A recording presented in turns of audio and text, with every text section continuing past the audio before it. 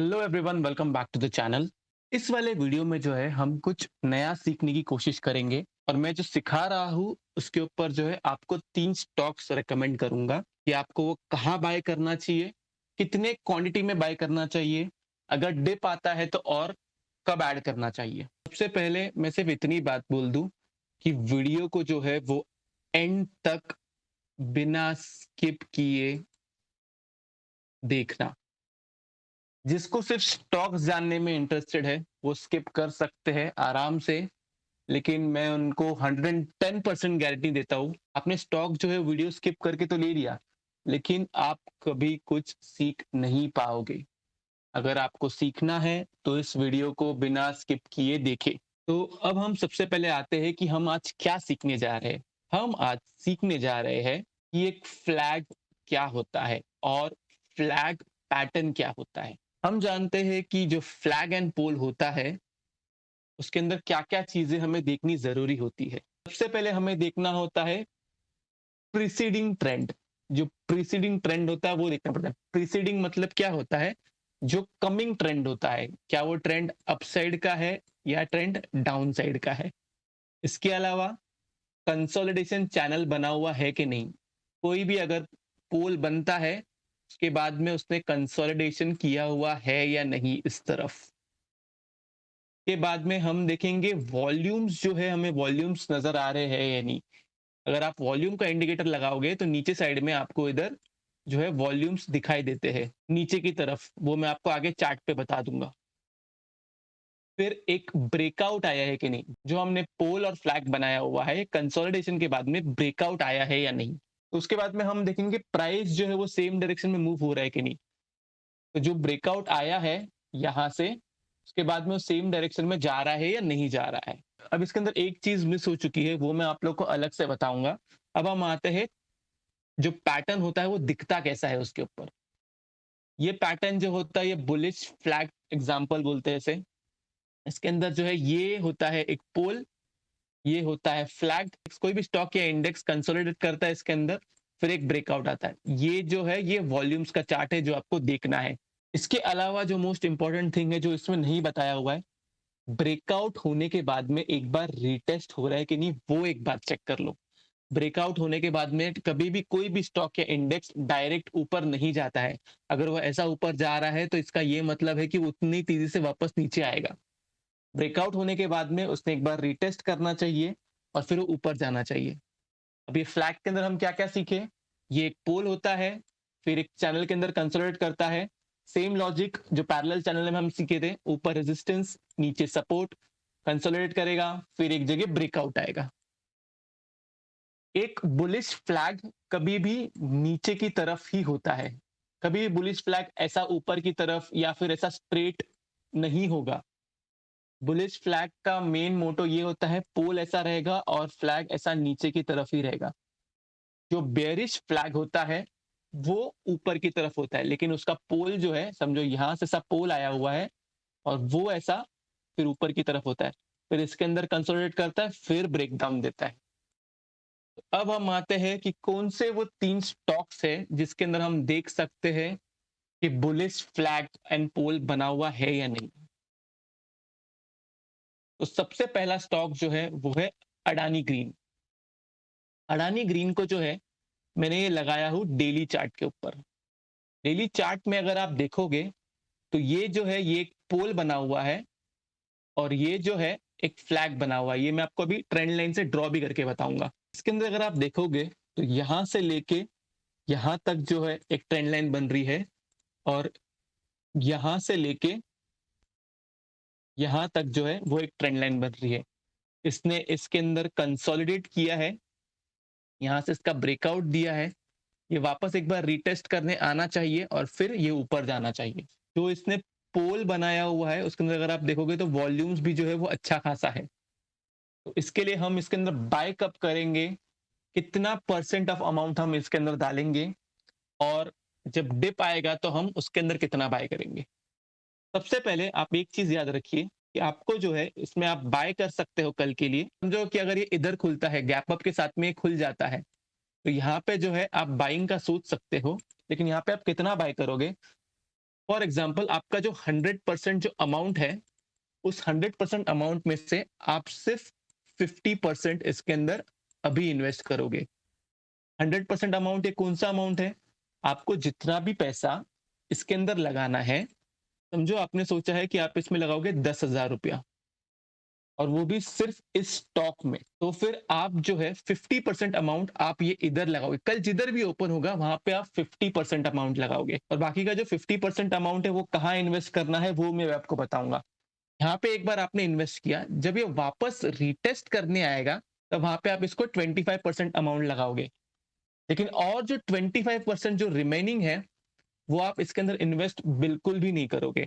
आप रुकोगे कि ये जो है ये ट्रेंड लाइन तोड़ रहा है क्या, और ये इस तरफ जो है वो सपोर्ट ले रहा है क्या, इस वाली ट्रेंड लाइन का ये सपोर्ट ले रहा है क्या। अगर ये यहाँ से सपोर्ट ले रहा है और फिर रिवर्सल दे रहा है, तो यहाँ पे आप ये बाकी का 25% इन्वेस्ट करोगे। इसके अलावा आप इसके अंदर कभी भी एवरेज नहीं करोगे, आप सिर्फ एवरेज जो है 2 ही बार करोगे। फर्स्ट टाइम आपका इन्वेस्टमेंट होगा इधर 50%, के बाद में इधर जब रीटेस्ट करने आएगा तो 25%, और फिर अगर उसके नीचे भी अगर ब्रेकडाउन देता है और यहां से अगर रिवर्सल का साइन दे रहा है तो इधर 25%। अगर समझो कि स्टॉक जो है यहां से ही आपने जो बाई किया 50%, और यहां से ही ये ऊपर जा रहा है, तब आप इसके अंदर और इन्वेस्ट बिल्कुल भी नहीं करोगे। आपने जो 50% इन्वेस्ट किया हुआ है उसका ही सिर्फ आप रिटर्न्स एंजॉय करोगे, और कुछ भी आप इन्वेस्टमेंट नहीं करोगे। बाकी का जो इसका जो 100% वाला जो रिमेनिंग अमाउंट है 50%, आप उसको साइड में रखोगे। आप उसको बिल्कुल भी कोई और स्टॉक में भी यूज नहीं करोगे, और आप इसके अंदर भी अलग से इन्वेस्ट नहीं करोगे जब तक ये रीटेस्ट करने ना आए या फिर यहां से रिवर्सल का साइन ना दे। ये था अडानी ग्रीन एनर्जी के बारे में। अब हम आते हैं हमारे दूसरे स्टॉक के ऊपर। हमारा दूसरा स्टॉक जो है वो है स्पेशलिटी रेस्टोरेंट्स।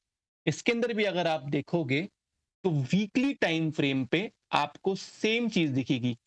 ये जो है ये एक पोल है, ये एक फ्लैग है, और यहां से इसने ब्रेकआउट दिया हुआ है, और ये शायद वापस यहाँ पे आके रीटेस्ट करने आएगा। इसके अंदर भी सेम लॉजिक है। मैं एक बार चाहिए तो आपको ये बना के बता देता हूँ। इधर एक ट्रेंड लाइन हो गई, यहाँ पे एक ट्रेंड लाइन हो गई, और अगर ये आपको कल गैप डाउन मिलता है और ये इधर रीटेस्ट करने आता है, तो यहाँ पे आप इसके अंदर जो है जो भी आप स्टॉक के अंदर इन्वेस्ट करने वाले हो 100% अमाउंट, उसमें से 50% आप इधर इन्वेस्ट कर दोगे। सेम लॉजिक है। अगर इसने इसको ब्रेक डाउन दिया और फिर ये इस तरफ आया, तब आप बाकी का 50% इन्वेस्ट करोगे, नहीं तो आप सिर्फ ये 50% का रिटर्न्स एंजॉय करोगे। तो हमारा लॉजिक क्या है पोल एंड फ्लैग में, कि हम पहला जो 50% इन्वेस्टमेंट करेंगे वो इधर करेंगे इसके अंदर, और उसके बाद में अगर ब्रेकडाउन आता है तो इधर करेंगे। और अगर सेम अडानी ग्रीन के जैसा ही अगर इसमें गैप अप होता है कल भी, तो आप 50% उधर इन्वेस्ट करोगे, देन 25% आप ये वाली लाइन पे इन्वेस्ट करोगे, एंड 25% आप ये वाली लाइन पे इन्वेस्ट करोगे। अब ये था हमारा दूसरा स्टॉक। अब हम आते हैं हमारे तीसरे स्टॉक की तरफ। हमारा तीसरा स्टॉक जो है वो है प्राज इंडस्ट्रीज। प्राज इंडस्ट्रीज में भी अगर आप देखोगे वीकली टाइम फ्रेम पे, ये एक पोल हो गया, ये एक फ्लैग हो गया,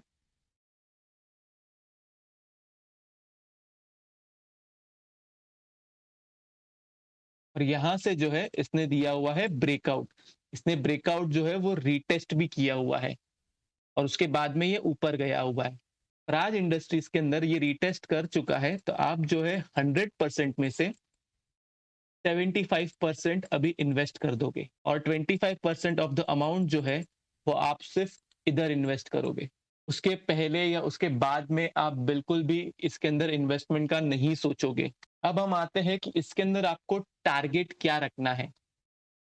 हर स्टॉक के अंदर आपको टारगेट ये रखना है, जो भी पोल होता है और जो फ्लैग बनता है, तो आपका फर्स्ट टारगेट जो होगा वो होगा ये फ्लैग का जो विथ है, जो हम लोग ने पैरेलल चैनल में सीखा था, जो फ्लैग का जो विथ है वो आप कैलकुलेट करोगे ऊपर से लेके इधर नीचे तक। हर स्टॉक के अंदर जो है वो अलग अलग कैलकुलेट होगा, तो वो आपका फर्स्ट टारगेट होगा। और आपका सेकंड और लास्ट टारगेट क्या होगा, जो ये पोल की जितनी हाइट है इधर नीचे से लेके आप ऊपर तक कैलकुलेट करोगे, उसके बाद में जो भी वो वैल्यू निकलती है उसका 75% आप अपना सेकेंड टारगेट रखोगे, और जैसे ही वो टारगेट हिट हो जाएगा आप उस वाले स्टॉक से निकल जाओगे, या फिर आप उसको जो है एसएल ट्रेल पे रख दोगे। तो डेली बेसिस पे आप एसएल ट्रेल कैसे करोगे इसके अंदर? फॉर एग्जांपल जैसे कि अभी ये 422 पे है, मैंने इसको समझो खरीदा हुआ था 400 पे। तो हर दिन मैं अपने दिमाग में एक वैल्यू रखूंगा और उस वैल्यू को जो है मैं ट्रेल करते जाऊंगा। जैसे कि अभी 400 पे है, 422 पे गया है, कल अगर गैप अप होता है और ये 430 या 440 तक चले जाता है, और मैं नोटिस कर रहा हूँ कि ये वाला जो टारगेट है ये ऑलमोस्ट मेरा अचीव हो चुका है, लेकिन इसके अंदर मैं एसएल ट्रेल कैसे करूंगा?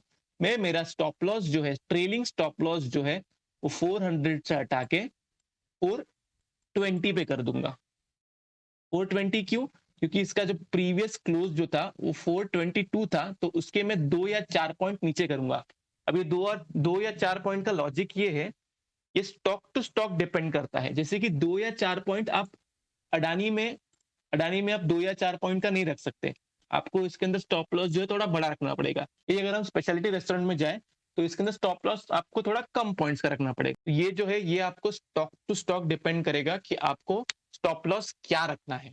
तो गाइज ये था फ्लैग एंड पोल के बारे में, और इसके अलावा ये थे वो 3 स्टॉक्स। होप सो आप लोग को ये वीडियो अच्छा लगा होगा और ये आपको आगे जो है फ्यूचर में बहुत काम में आएगा। अगर आप लोग को वीडियो अच्छा लगा होगा तो लाइक कर देना, नहीं अच्छा लगा होगा तो डिसलाइक कर देना। कमेंट करके जरूर बताना कि आपको वीडियो कैसा लगा। अपने फ्रेंड्स के साथ में जो स्टॉक और ये वीडियो जो है ये जरूर शेयर करना। अगर आप चैनल पे नए हैं तो चैनल को सब्सक्राइब जरूर करना। तो अभी के लिए हम सिर्फ इतना रखते हैं। टाटा बाय बाय, अपना ख्याल रखिए।